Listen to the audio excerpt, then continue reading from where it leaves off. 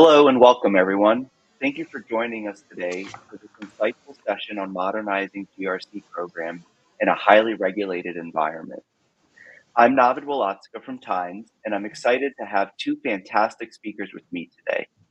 Anne Montanel Alatobi from Dragos and Gavin Maxfield from Regscale. Let's do some introductions before we get started today. I'm currently a principal solutions architect here at Tynes, supporting the federal sector. I have over 16 years of experience in the cyber industry, mostly focused on security operations and automation. I've held various roles within the federal government and private sector, as well as engineering and architecture roles throughout my career.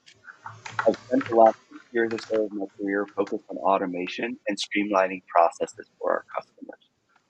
Now, I want to give you a quick, brief overview of Tynes. Anne and Gavin will give their overview as well here in a minute. Tynes is an intuitive automation platform that empowers security teams and business users to automate repetitive and manual workflows. It allows users to build powerful automation stories through an intuitive drag and drop interface, connecting various tools and systems to streamline operations and processes, enhance security responses, and increase productivity across organizations. Simply put, Tynes powers the organization's most critical workflows for IT and security teams. Now I'm going to hand it over to Anne for an introduction and a brief Dragos overview. Anne? Hey everyone, I'm Anne Montanel Alatobi. Welcome to our talk today. I have about 20 years of experience working at large privately held companies as well as small startups, kind of the gamut. I've worked in food and food safety. I've worked with animal genetics and many other areas. Dragos is my latest gig and I love it. Dragos is a company that is focused on protecting OT for critical infrastructure and manufacturing. And so we have a platform that we offer. We have services that we offer. We have a community defense program where if a utility is under a certain threshold, they can use our services for free. That's kind of who I am and what we do. Thanks, Anne. Handing it over to you, Gavin. Sure thing. Hey, everybody, I'm Gavin Maxfield. I lead customer success and services for Regscale. My background has largely been in professional services and customer success for GRC vendors for over the past decade now. So in terms of Regscale itself, I get to work with customers to modernize their legacy programs. And in short, we help teams get out of their legacy GRC and into real-time compliance with automation and AI. And in different terms, I get to work with awesome partners like Tynes and amazing customers like Anne and Dragos on a day-to-day basis. So looking forward to the discussion. Cool. Thank you both, and thank you for attending this. So let's get started. In this session, we'll explore the evolving state of governance, risk and compliance, or simply called GRC, and the challenges many organizations face in maturing their GRC programs and how automation is key to modernizing GRC workflows. We'll have plenty of time at the end of our session to answer questions, but feel free to pop in at any time into the Q&A tab on the right-hand side of your screen, and then we'll address those questions at the end of the webinar. Now, let's dive right in. We're going to do a poll to kick things off here. So let's hear from our audience here for our first poll. How would you describe the level of maturity of your GRC program? Again, the poll question is, how would you describe the level of maturity for your GRC program? And you can find the poll in the poll tab at the right-hand side of your screen. So you'll be able to respond to the poll by clicking that. We'll give folks about 30 seconds or so to respond to the poll, and then we'll move on. Great. It looks like we already have some engagement here.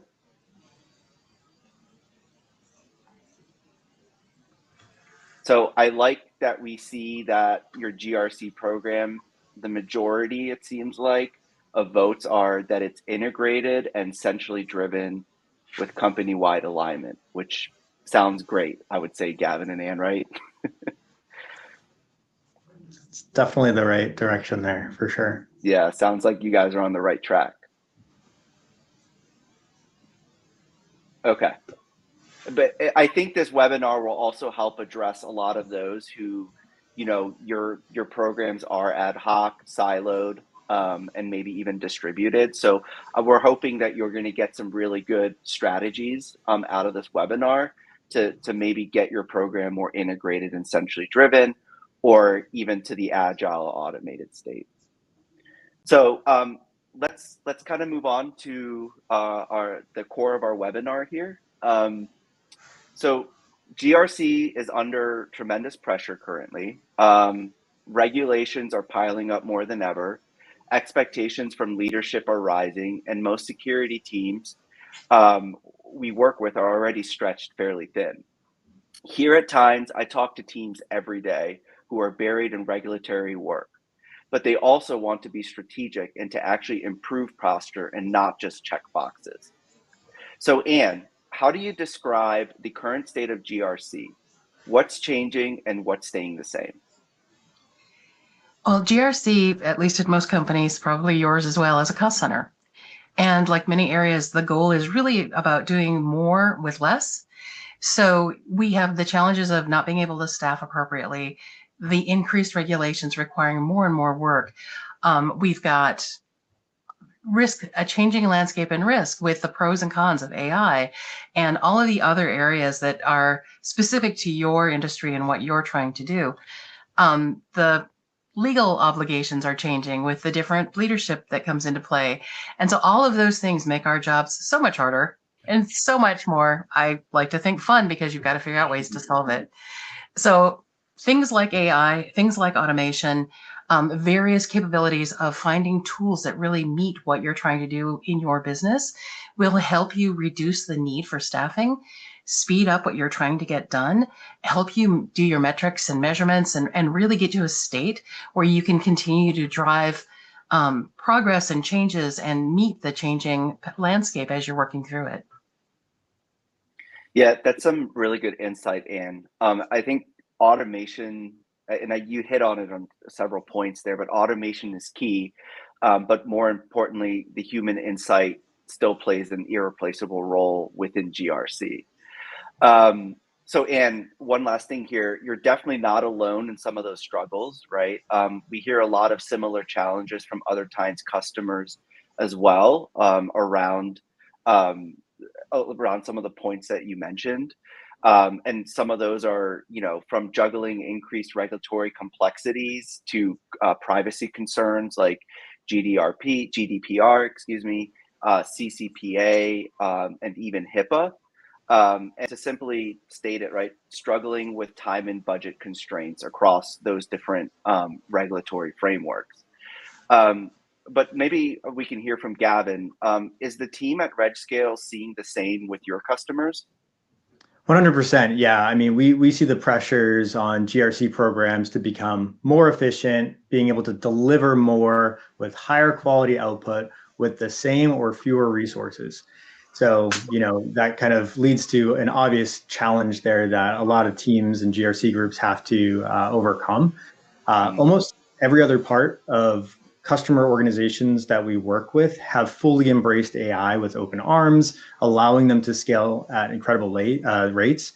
I think ultimately, GRC groups and just the practice of GRC has been a little bit slower, but is now at that point, an exciting point in time where people are warming up to the idea of automation and AI and leveraging different tooling to help improve those different manual processes that they're inflicted with today to help bridge that gap, that challenge and that gap that we see. So I think, as we see this change in the market and with our customers, it's an optimistic one for us. I think the key is allowing these teams to scale, and AI and automation perform repetitive tasks like collecting evidence, creating issues, and alert on things like compliance creep, which allows for compliance teams to actually validate the work of the AI and automation, back to that human element that we just spoke to, but also be able to focus on accomplishing strategic goals and the things that really matter to the business. Yeah. I think it's because you hit the nail on the head. We're risk adverse. People in my role are very careful. people can be arrested, people can be fined, and all kinds of fees can happen.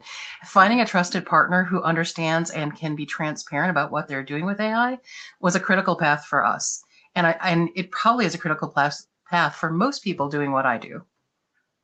100%. Yeah, and I think what we find as well is organizations that successfully adopt AI have built that trust and transparency over time with the AI models that they're leveraging, right? And ensuring they have the right platform to actually do that is fairly important.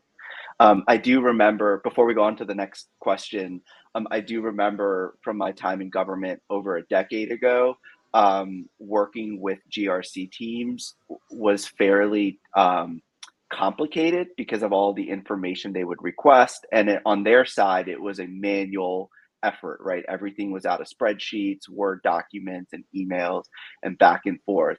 So I'm really excited to see that we've got, the best of breed tools out there now, or just any tool out there that can help automate some of those tasks and do some of the coordination across a wide array of different teams who are generally involved in these GRC efforts, right? So, Anne, I'm going to go back to you. As Dragos has worked on maturing its GRC program, what have been some of the biggest challenges you faced? There's multiple pieces. So some of the biggest challenges really are around funding and staffing, and that it's all driven by priorities. So what is the business trying to do? What is their strategy? How are we aligning to meet that strategy and address the risks as we roadmap out what's coming next? All of those pieces come together to really create that base of your compliance requirements and help us determine what we need to do against the business's risk appetite. It's really important to hear what the business is saying, to be able to translate it into managing your risks and ensuring compliance. And if you can articulate that back, that helps to get the support you need. Also having tools that work really well that you can do metrics and reporting against, all of those things come together to really help support the programs. But it's always about people, time, right, and what the obligations are. Mm-hmm. Yeah, and we see that a lot too here. One of our customers actually described their GRC team as being everyone's inbox. And I think that's similar to what, from my experience, also what's similar to what security operations centers, their inboxes look like too, right? And both GRC teams and ops teams, they're fielding requests from legal, IT, auditors, HR, pretty much any team within the organization, right? All without some kind of centralized tooling. Again, they're kind of all working out of email. And I think this is where some of our customers have leveraged automation to keep key stakeholders updated without having to manually field all these requests, and basically save time as well for their own team members, right? The more we can automate some of those low-lying tasks, I think the more time it frees up to do higher level work and really focus on the mission. Well, and it increases the quality to your customers, whether they're internal or external. If they have visibility to what you're working on, if you are able to communicate it, or they can point in time just check things, you're building that stronger relationship. You're proving the value to the company. Correct. Yep, agreed. So we're going to go back to the audience. It's poll time again. So what has been your biggest challenge or source of friction you faced when trying to mature your GRC program? And as a reminder, again, you can find the poll button in the poll tab, called poll tab, at the right-hand side of your screen. So we'll wait for some responses to come through. Awesome. Thank you for your engagement.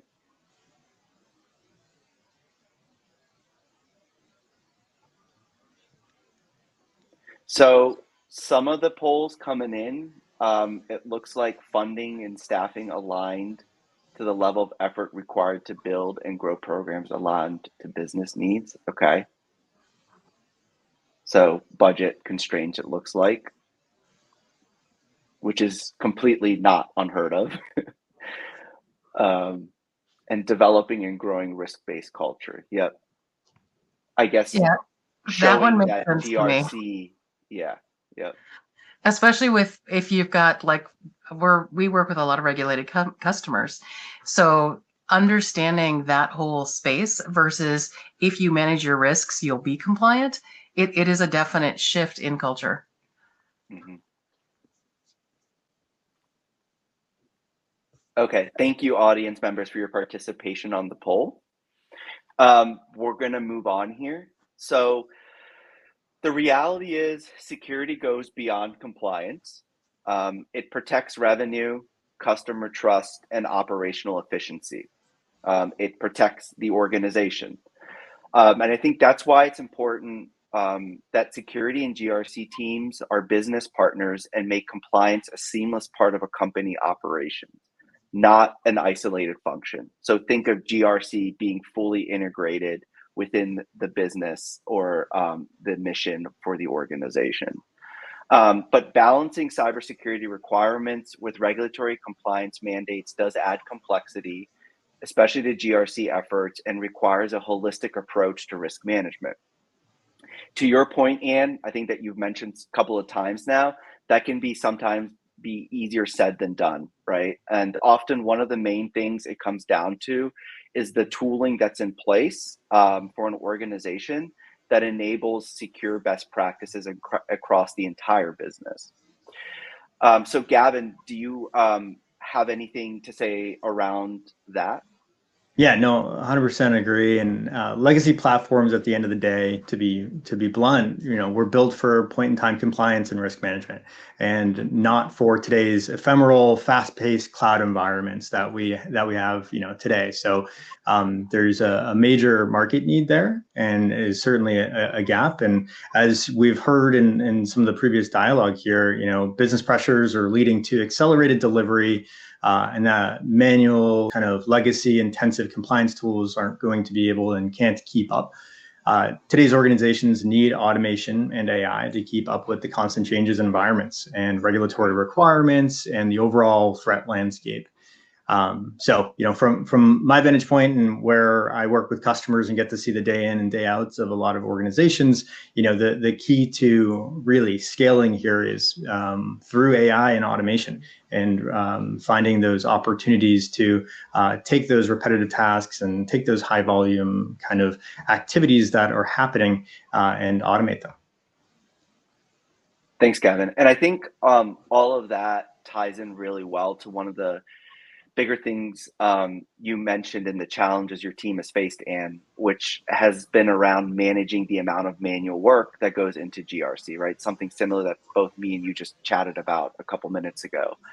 And spoiler alert here, right? I know Dragos is now leveraging some automation to alleviate those pain points, but with that in mind, can you share, Anne, what your GRC workflows looked like before automation? And what were some of the triggers that made you realize change was necessary? So for me, I'm risk focused first, understanding your processes, your procedures, what you need to do, and having a good manual process is foundational for building and supporting a solid tool that meets your needs. So that's the first core thing. We had and still have a couple of things that are very manual, but we are very focused on process and procedure. So having your playbooks, making sure you know what you need to do, streamlining it as much as you can, then finding a partner tooling that can really help automate the spaces that you can automate just makes it so much simpler and easier. And if you've already got tried and true practices, which most of us probably do, because the more you do it, the more efficient you get, the better your processes become. All of those things help you to set the foundation for automation. And I am challenged like everybody else is, staffing. How can I get more people? And how do I get the right people who understand the risks, understand efficiencies, focus on the right things, don't get stuck going down rabbit holes, which I can be guilty of as well, and really doing the work that needs done? Automation can help you keep that focus as well. So there's a lot of pieces where we've been able to leverage automation to streamline what we do, ensure that we can do much, much more work with less people, transparency to our users. All of these things is where automation has helped us. And those were some of the biggest challenges we had to overcome. How do we get there? Yeah. And I also feel like, you know, if you're leaving manual processes up to a human element to perform, right, you might have run books or SOPs that your team members are following day in and day out. But at the end of the day, we're all human, right? And there we might be having a bad day and could miss some steps, right? And critical steps. And I think that's where automation is also really important because it helps you actually standardize your processes, right? And make sure that Absolutely. they're enforced and effectively being executed the same way over and over again. With that in mind, how has automation actually improved your operation? So, how has it actually benefited you and your organization? So the biggest things are transparency to the requesters. Yep. So we have an intake process now. They fill out what we need them to fill out. It lets us evaluate really quickly whether or not we need to take action, whether or not what they're asking for is good to go, and we can bless it and they can keep moving. So that piece has been huge in streamlining what we do and keeping our internal and external customers engaged. Um, those components are probably my biggest takeaways, but we really have, so the communication piece is huge. We haven't automated yet the documentation. So at some point, we'll be working with our preferred supplier, and I'm looking at Gavin, to coordinate standardizing and automating some of our reporting. Hasn't been my top priority, but that's the next hurdle we're probably going to jump over. So it has just helped efficiencies in pretty much every area that we've been able to plug it in. Great. Yeah, and I'd love to hear that.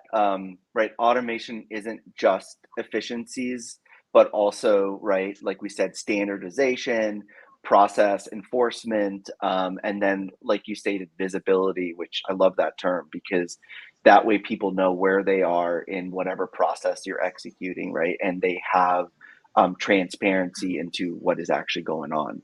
Um, so, Gavin, do you have a take on that?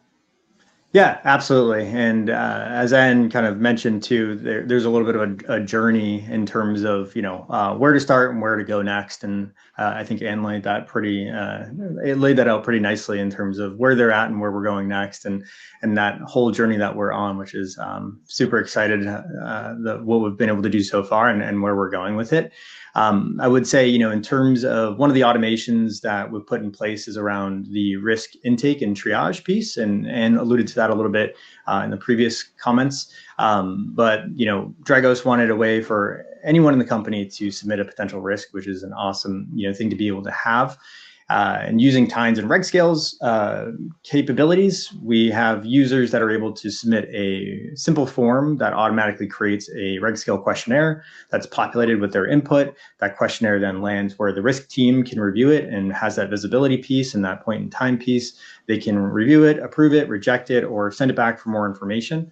If that's approved, then Regscale converts that into a formal risk record.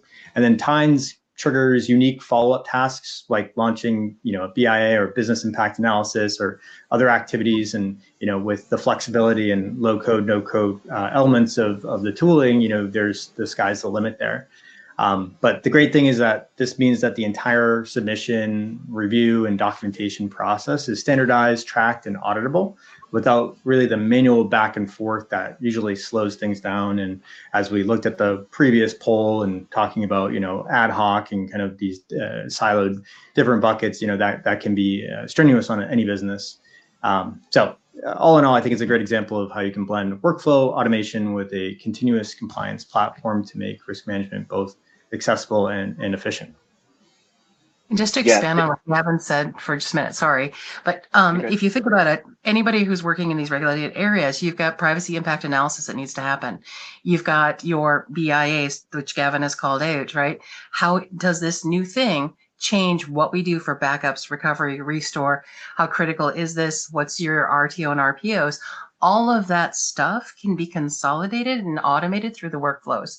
So to the point of ensuring that nobody forgets any critical pieces, The thresholds of whether or not that triggers, I mean, it's just automated. It's going to so much easier for both the users who are making the requests and for the people who are having to try and complete all the work and make sure that everything's in place.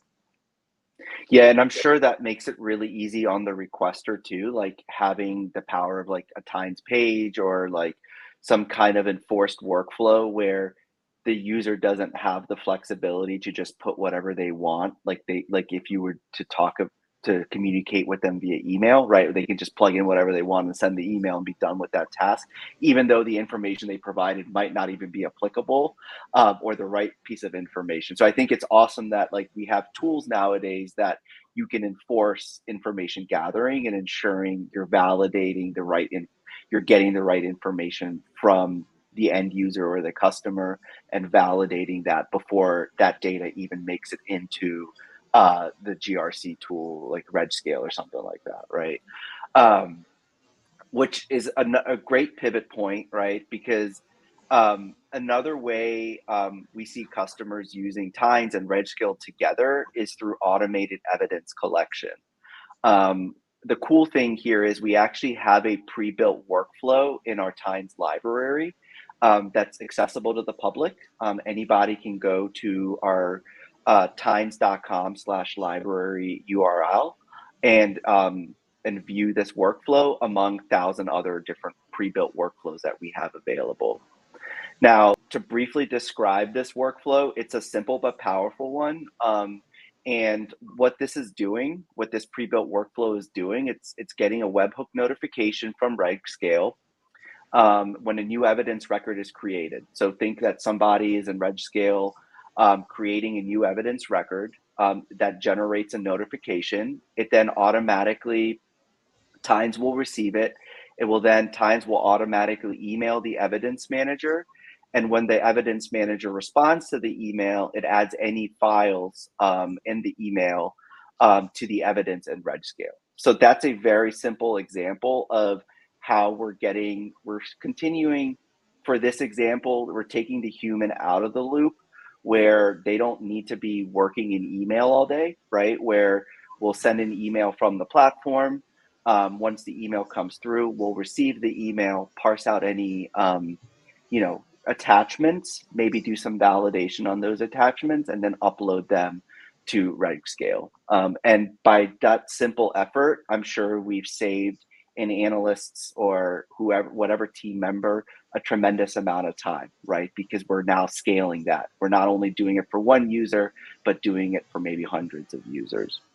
And I think that's a perfect example going back to the everyone's inbox problem that we talked about and how that streamlines communications and notifications. So again, you can find these workflows on our website, tines.com/library, among 1,000 different other workflows as well. All right, moving on. And one thing I'll just add to that, sorry to cut you off there. I was going to say, I like how you called it simple but powerful. I would also refer to it as a gateway Tines story there, because shout out to Chris Knobloch, who's the author of this one. If you pull this down and play with it, and you can augment it and create different things from it and tailor it to your own needs and desires. But certainly you should see some of the amazing things that the team has done in terms of building out other use cases and things. But this is a good fundamental example of that. Absolutely. Thanks, Gavin. So switching gears a little bit here, I want to share a phrase I've heard over the last few years that I'm sure plenty of folks on the call are familiar with. Compliance is the floor, not the ceiling. And I couldn't agree more, right? But for a lot of teams, especially those in regulated industries, balancing agility with compliance can feel like a delicate act. How do you approach this challenge, especially with all the oversight in highly regulated industries? And you want to take that one? Sure. No pressure. That's a big one. Yeah. We work with a lot of very regulated industries across the globe. And it really starts with understanding what those requirements are. Mapping those requirements to your controls will help you better understand if you have any gaps in that space. And then evaluating the best ways to address audits, the findings that you find within those audits, any potential mitigations that you can plug in, that's essential. That is core to getting this done right, in my opinion. we tend to build bridges. So GRC has to resonate across the teams. It needs to show the value to legal, IT, the executives, and the requesters, the teams that are actually, the hands and feet getting the work done. It's really about defining the metrics, measuring success, and ensuring that the leadership understands the momentum and where we're going in order to meet those obligations for each of those highly regulated areas and ensure that we have sustainable processes and procedures to stay, right, compliant. Mm-hmm, mm-hmm.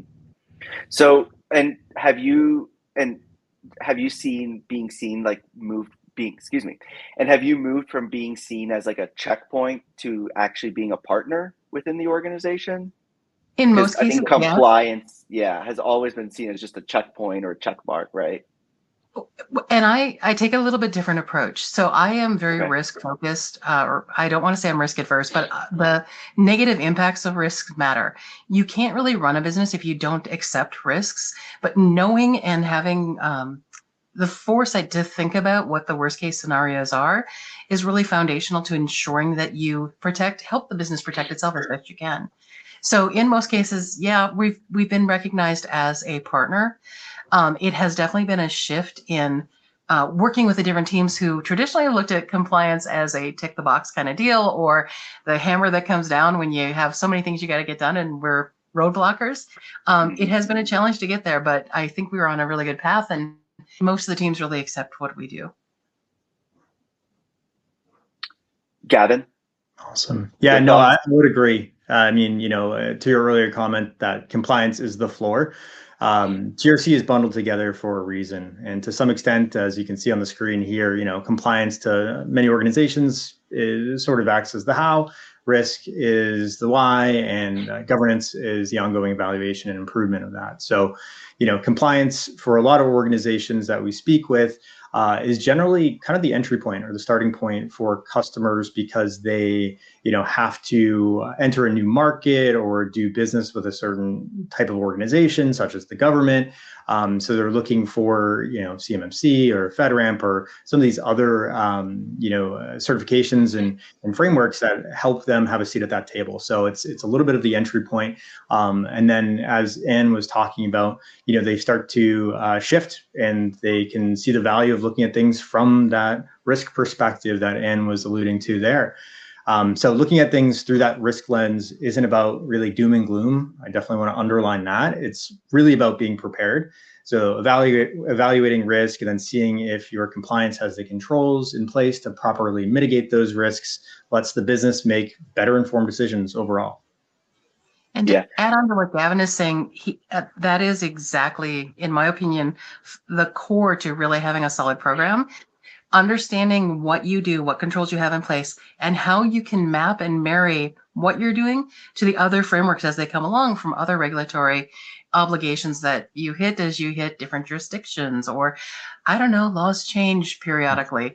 All of those kinds of things are critical path, and automation and tooling has really helped me meet those obligations in the multiple different jurisdictions where we work. Thanks, Gavin and Ann. And I couldn't agree more. And I love that framing of the different components of GRC as actual evolving building blocks, right, that are always working together. So I think that's really important to call out. And the thing is, really, it's about more than just achieving compliance, right? Like you guys both have mentioned, with effective automation orchestration, there are endless opportunities to make impactful improvements to your security posture, right? And what I love about that is, automation orchestration doesn't just have to live with GRC teams or, security operations teams or IT teams, right? It can be evangelized internally. If you have the right tool with the right integrations and the right level of user experience and intuitiveness, right, you can automate things even outside of those teams, right? Or automate other teams to help you with your processes internally, right? Reach other teams that traditionally you would have not been able to engage with effectively, especially. And so going back to the Dragos side, and it's great to hear about the internal mindset shift that you spoke of, and the solid foundation you've been able to lay to help the rest of the organization view compliance in a new light. Now, looking forward, what advice would you give to someone looking to transform a legacy GRC program, especially in such a heavily regulated environment? Um, there's a lot there. The first thing I would do is get comfortable with change. You're never going to be static. If you're static, it's not a good thing for your company, and it's not a good thing for your program. So be comfortable with change. Identify your bottlenecks. Consider how you could leverage automation or generative AI to really help streamline those areas. Taking a step back around that AI, because I know most of you kind of cringed when I said that. Know what they do, know how they learn, understand how that AI works. Like, set your base, because that will help you comfortable with the changes. So that is, I can't emphasize that enough. You really need to know what you're willing to trust, and find a partner that you know is transparent about how they protect what you do, so you can set that aside and really focus on moving your program forward. You cannot be afraid to disrupt the status quo. Once you've identified where change is needed, automation will absolutely help you get it done. Thank you. Yeah, and I couldn't agree more. Again, going back to that point, right? I think effective AI adoption comes with transparency, and through transparency, you gain trust, right? And that's how you can be really effective with AI. It's an iterative process, right? An iterative deployment process. And you can almost think of AI, in my opinion, and I think as a Tyne's opinion, it's a greater opinion here, as just another form of automation, right? I don't think we need to be afraid of AI. If we treat it as another form of intelligent automation, we might have better adoption within the organization. So, Gavin, any insights that you have around what Anne just went over? Yeah, no, I fully co-sign what you both just walked through, and I'll add that organizations that we work with that are making the biggest leap forward in their GRC programs are often the ones that really start small but think big, right? They're the old cliche of, biting the elephant or whatever it is, making sure that we have a very acute sense of priority on what's most important right now, what are some of those areas that are ripe for automation, and that starts really with finding out where your pain points are. So I think picking one or two high impact pain points, such as evidence collection and risk intake, like we talked about earlier, and automating those first to prove that value makes it an effective kind of stepping stone in that journey, because it is a journey and it's a culture change, and all of the things that Anne mentioned there. It takes true leadership and meeting, people within your organization where they're at, to not scare them away and pull them under that kind of new culture change there. The other thing too, I'll mention is that, making sure that your tools integrate with systems that your teams already use. So you see bullet number 4 there is don't create new silos, right? I think there's kind of two parts to that. One part is, number one, meeting the individuals and the teams and organizations and the tech stack where they're at to make that more fluid. And then the other piece, of course, is, making that just an organic, natural part of the process. So from that perspective, I would also say, from day one, designing your process for genuine, authentic, continuous monitoring and not just focusing on the point in time audits is really important as well. And so that shift from kind of the periodic checklists to real-time oversight is what I see really unlocking efficiency gains across the customer base. And then lastly, I'll just say, treating automation as a way to elevate your people, letting the workflows handle repetitive tasks so your GRC and security teams can spend time, frankly, on better and more important and more meaningful things. We've talked a lot so far about fear and kind of apprehension of certain teams and organizations just being able to adopt AI. And I think that, we're focusing on helping people and making their lives better and their day jobs better, and ensuring that, you're also, as a byproduct of all that goodness and automation, you're making more informed, risk-aware decisions. I couldn't agree more, especially on the integration standpoint, Gavin, that you mentioned, right? That bullet number 4 there on the slide.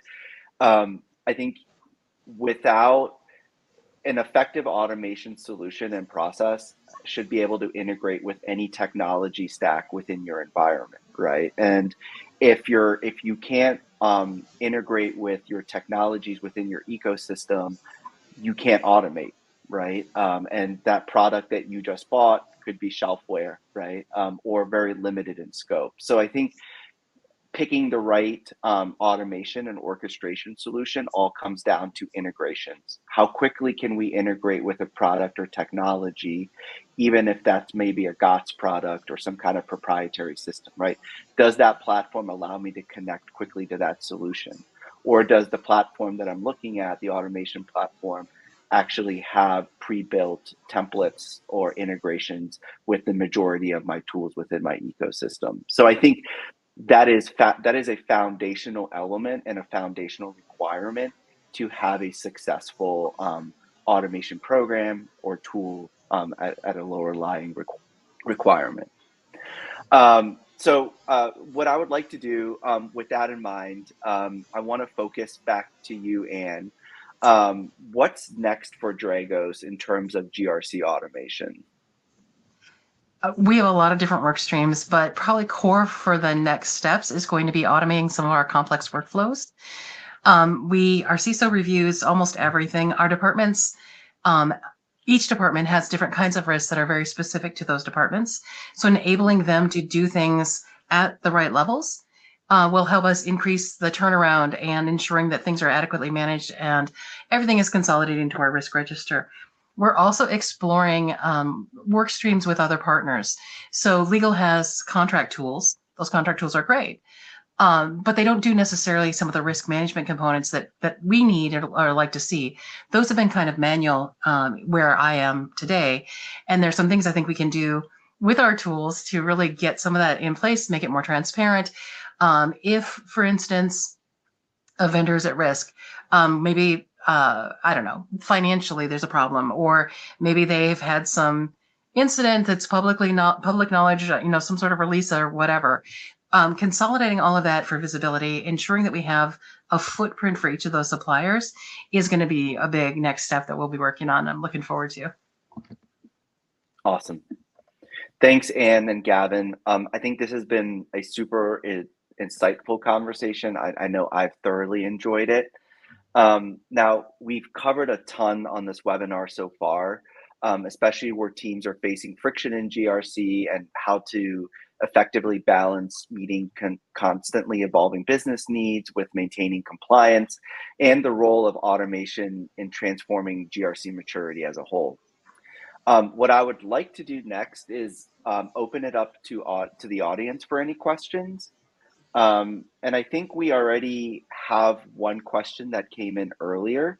And I think this is in relation to the workflow that we briefly went over, Gavin, the Regscale and Regscale workflow that's available in Times.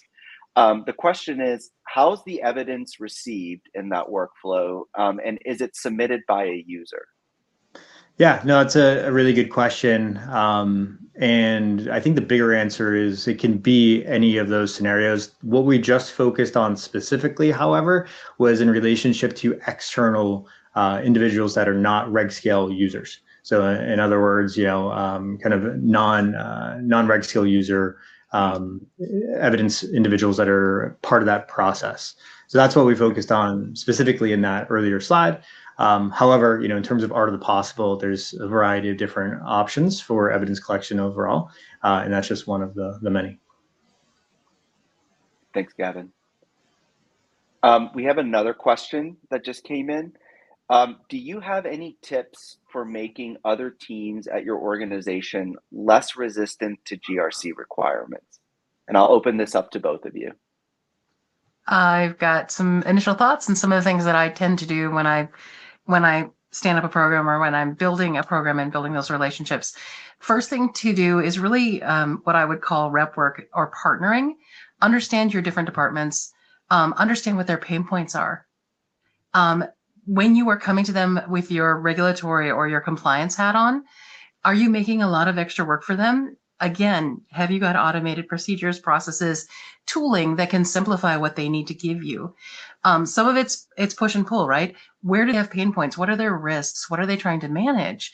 Do you have your tooling in place to automate some of those controls, get their risks into the risk register, expedite the control evaluations where you have mitigating or compensating controls and you've got future work that needs to be done by different teams? Feeding that into a tool like Jira so that those teams get it into their processes quickly, get it scheduled for work, is core to getting engagement from those other teams, at least with what I've experienced. Definitely. Yeah, no, and I'll add on to that there. I mean, I think, in different words too, I'd say keep GRC in their workflow and explain why it matters in terms of the resistance piece. I think the best way to reduce resistance is to meet teams where they are. I said it earlier. So don't overwhelm them with compliance jargon, focus on how GRC fits into their tools and processes that they already use. Anne just mentioned Jira, for example. So if people don't have to change their workflow, they're way more likely to buy in. So that's a huge piece of it, and meeting organizations, individuals, people, processes, and tech stacks where they're at makes it pretty frictionless for the most part. I would also say that communication helps quite a bit. So if teams understand not just what they're being asked to do, but why it matters and the business impacts to it overall to your organization. Also, Anne mentioned it earlier about being a cost center, but part of the shift there is kind of the explanation of why we're doing this. Why is this important? How are we going to succeed as an organization? And all of those different conversations need to be a part of the GRC dialogue. So that's my take on that. I'm totally going to date myself, but everybody who's seen it, the Jerry Maguire scene, help me help you, yep. Right? That is your role. You pulled out Jerry Maguire. Jerry Maguire is timeless. So yeah.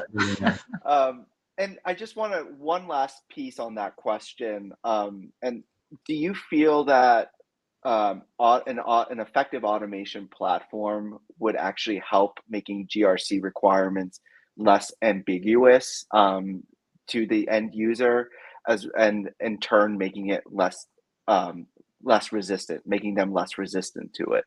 Because I guess if you can formally collect information from them and build a formal process for engagement, data collection, approvals, and things like that, do you feel like that helps on that journey, with that journey? I think I'm going to answer. I think it absolutely can. Okay. Most of my end users don't touch base with us in any way other than like the LMS, right? The security trainings and the trainings that are specific to their roles. But any of the people who are having to provide evidence or have risks that they want to submit or new vendors that they'd like to get approved to do X, Y, or Z processes, those are the people. And it is a middle tier and then upper tiers. Those are the people that have to work with me in and out.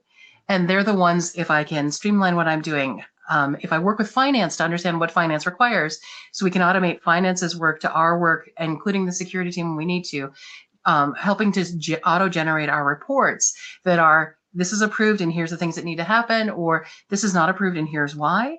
Those kinds of things, the faster we get them to them, the sooner they can execute what they're focused on, which is making their lives more efficient, more effective, right? Getting their work done. Cool. And then I think this next question plays really well into this. How did you decide which GRC process to automate first? Because I know there's probably a ton. I'm super sneaky. I shouldn't admit that on a recorded session, but I looked at what are some quick wins, what are some things that would be very visible and like, boom, here we are, we've got this automated, it's going to make your life so much easier. And then what are some of the more complex things that we should try and streamline and expedite? And so I focused on, I'm a multi-pronged process person. I focused on multiple areas, but know your culture, know your environment, know where your pain points are. If it helps to automate the vulnerabilities and have a streamlined, simplified process that takes those vulnerabilities and feeds them into Jira or whatever tool you're using to get those into tickets where they can then be processed quickly and resolved, all of those kinds of things are kind of quick wins. Having a risk process where very complex approvals happen in each of the different departments, depending on your risk, your GRC, why can't I say the word? Your, like the group that is approving. Oh my gosh. Anyhow, if your committee, thank God, sorry. Okay, if your committee, there you go. Risk committee or your audit committee, whichever groups you're working with. Sorry, everybody, it's early, and I was out of power earlier, so I haven't had caffeine yet. Those kinds of groups and who's included, getting those notifications to them faster, letting them see the holistic picture of where it's at, what stage it's at, how it's been reviewed, and the workflows that are proposed to address the gaps, reduce the risks. Automating those kinds of things is super visible at the higher levels, will help them understand what you're trying to do, what you're building, get you funding, get you staffing, and the right visibility. So sorry about the stumble, but yeah, those are some of the core things. No, totally agree with that. So +1 on that. And I would say across our customers and interactions that we work with, we work in a concept of first value. So, in addition to highest business impact, as Anne was mentioning, I think there's also a conversation that we have about what's repetitive and what's high volume, right? From a, decision point on what to automate first, it's like, what is hurting you the most? And point to where it hurts kind of conversation around like, all right, where is kind of the manual processes, repetition, high volume? How do we, streamline that process there? So yeah, just a quick +1, but I'll add that. And sorry, I'm piling on with what Gavin said. For us, for most people, it's evidence gathering. That is like a table stakes kind of thing. It is always painful. It is always complex. There's always a lot of stuff churning. Automating that piece is huge. 100%. And I couldn't agree more again with Gavin, especially. I think this reigns true for any process that you're trying to automate, even outside of GRC, right? Is start with the high volume processes that you're executing every single day, multiple times a day, right? Even if it takes a person only 5 minutes to execute that process, right? And they're doing it multiple times a day, that time adds up, right? So by the end of the day, you're maybe even saving an hour of time of that person's time, and then replicate that across the entire team. And now you're saving maybe a whole day of time, right? And I think that's true for any process you want to automate. Start simple and then get to the more complex processes later on. There's one more question that came in here. How can you adapt different regulations for international versus national concerns? That's a daily thing for me. Okay. So there are a ton of regulations. What we've done, and this may not be the only approach, it's what we've done, is we have mapped our controls to the various frameworks as they come in. As I'm working a new contract in a new jurisdiction and evaluating what the obligations and requirements are, maintaining that mapping makes it so much easier to see where there may be gaps. And is there a control here that you weren't aware of because nobody's asked it before? Or is this a brand new net new area or net new obligation that needs to be addressed in some other way? That is the fastest way to do it. And I'm going to tell you, even with automation and tools, the analysis is still the analysis. It's never going to be simple, but you can definitely expedite it and speed it up. 100%. Yeah, no, would co-sign that, Anne. And I know, the question coming in from that attendee, if you are focusing on specific frameworks and doing that crosswalking exercise, having a tool to help navigate that and pointing in the right direction always helps. But to Anne's commentary there, like, there's still an exercise there for sure. Awesome. Thanks, Gavin and Ann. Thanks for those thoughtful responses.